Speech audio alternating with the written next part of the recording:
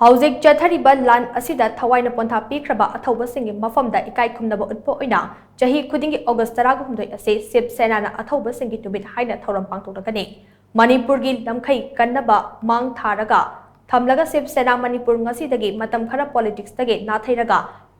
Leibak Haanna Kannaba Romda Changsillagani haina Shiv Sena Manipur gi President M Tombi na phongdokre. Wafom ngasi Babuparada leiba Shiv Sena gi office da Shiv Sena gi anova member chama tharam na opagi thouram amada mahangna phongdokhibane. Mahangna makhatana hai cookie singna pamliba ase Manipur government thugaiba Manipur thugaiba amadi Chief Minister Nongthambam Biren sindokpane. Cookie singna sanariba lila asida political party kharana sawatpa manba thawong khara chatharakpa thingnare. Masimak yamna laibak thiba amane. Houjik paliba Nongthambam Biren na lujing bandengak ase leitaba matamda aikhoigi icha inau khul ngakpa sing asigi laibak kari oigani khalubada akiba fawi. Leibaki oiriba phibam asida politics tawba kharana politics ki khudong chaban lauduna Chief Minister Nongthambam Biren sindoknaba amade leingak asi thukainaba kana honare. Kumja Inglising and Nishum Manga dagi, Naronda Myanmar dagi, Ising Ichaugum, Changsillagani Chinguki refugees singer, Chingi Lam Sing Da Kunda Sinduna, Umang Wamang Kotopa, Poppy Pambi Park Sana, Tazilaka Amade, Draki Achobo Karbat Amachatarakuna,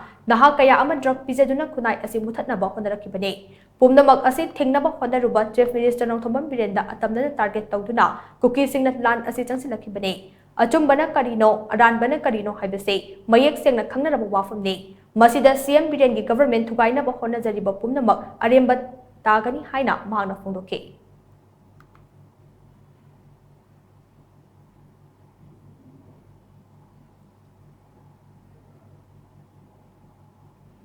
Kari maram dagi mukhoi bo shape tawraga thamibno haibse Shiv Sena gi wahang ne adana matam khitang akhoi rajniti gi lambi da Shiv Sena se akhoi Changsillagani giro ima Leibak Kannaba Romda akhoi Changsillagani bagi warep laure maram adana akhoi ima Leibak Kannaba honabagi lambi da akhoi ngasi dagi khong thangjin ba horagani rajniti oiba aduguma potche akhoi khitang thaidu omaga akhoi iram nam si Kannaba honabda Shiv Sena ngasi dagi akhoi step amma ano thang ba horagane ba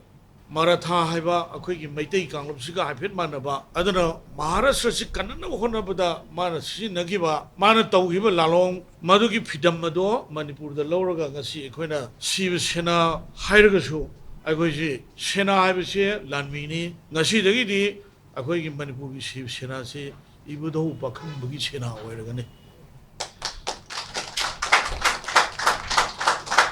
ngasi dagi di Shiv Sena ibudo pakhang bagi Sena oiragani aduga miyam gi damakta akhoi Manipur Kannaba honabada akhoi angamba thakta akhoi ikat kani masida